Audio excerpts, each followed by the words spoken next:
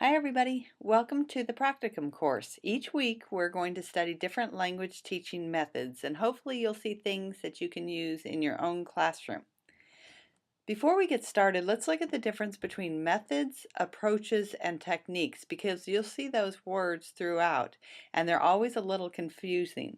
Take a minute to read the differences.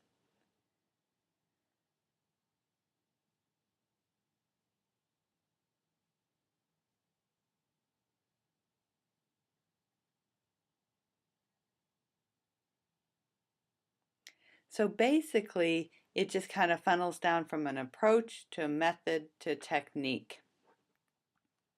We're going to look at the grammar translation method first, and then we'll look at the direct method this week.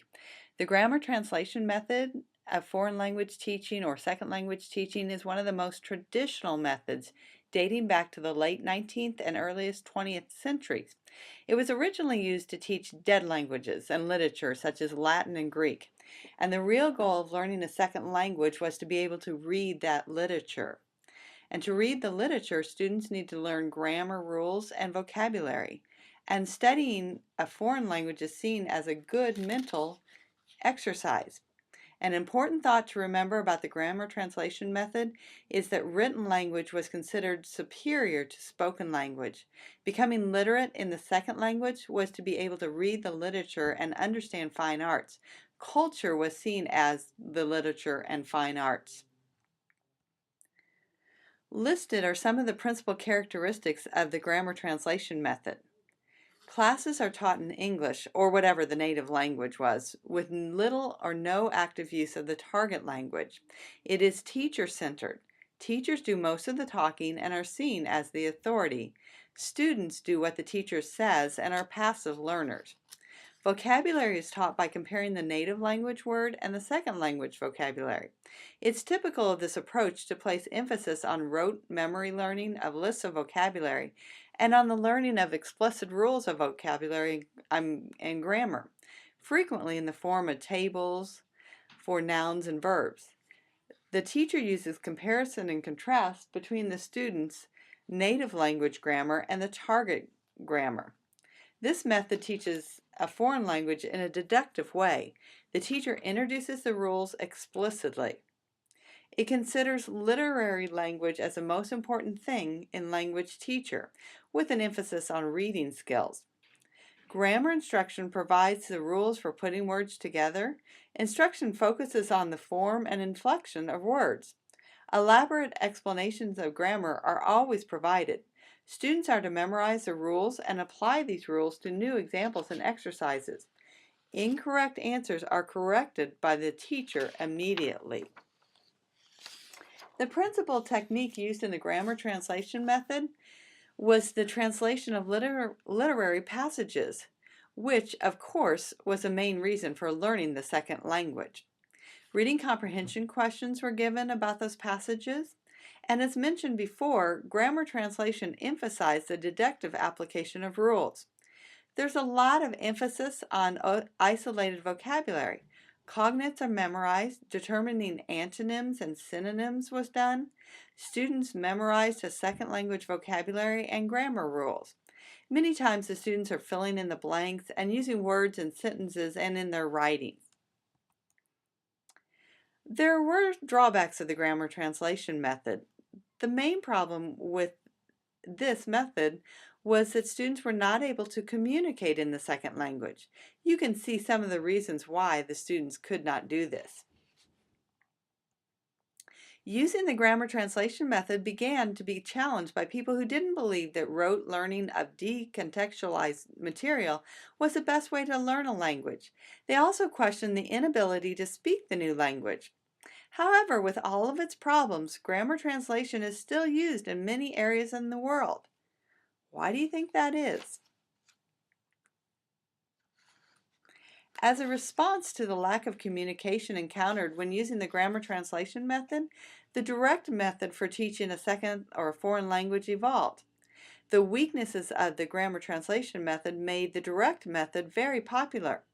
The goal of the direct method is oral communication. The direct method is not a new method, and most recently it was revived as a method that has the most important goal of how to use foreign language to communicate. The method's name comes from the fact that meaning is conveyed directly in the target language through the use of demonstrations and visual aids, without using the student's native language. Pronunciation receives primary attention. Its main features are that only the target language is allowed in class. The learner should be actively involved in the language in realistic, everyday situations. Students are encouraged to think in the target language. First, speaking is taught, and then reading and writing. The teacher should demonstrate, not explain or translate. There should be lots of oral interaction, spontaneous use of the target language, no translation is allowed, and if any, little, if any, analysis of grammatical rules and syntactic rules. In the direct method, learning a second language is similar to learning a first language. The students are encouraged to speak in the second language.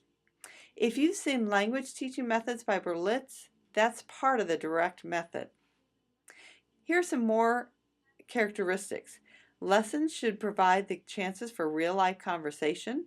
The teacher and students are partners. Errors are also handled differently than in the grammar translation method. In grammar translation, errors are brought to the forefront and students are corrected immediately. In the direct method, errors are dealt with indirectly by the teacher. Fluency is valued over accuracy. Grammar is taught inductively or implicitly. Oral language skills are emphasized, but reading and writing are practiced from the beginning. The four language skills are taught together. Lessons are topic-based and not structurally designed. In the direct method, culture is seen including more than literature and fine arts. Language and culture are seen as interwoven. This method uses some techniques like reading aloud, question and answer exercises, getting students to self-correct, conversation practice, dictations, map drawing, because remember, language and culture are intertwined. Paragraph writing is important. Advanced students read for comprehension and pleasure. Realia, pictures, and pantomime are used. There are drawbacks to the direct methods. The second language should be learned in the way that the first language was acquired, by total immersion techniques.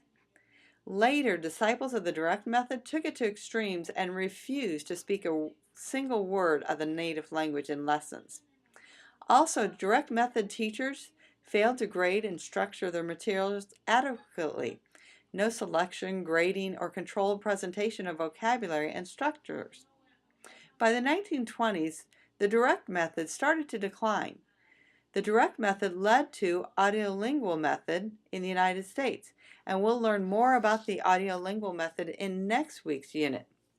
So hopefully that gives you a little bit of an idea about the direct method and the grammar translation method, and you can read more about those two methods in your textbook.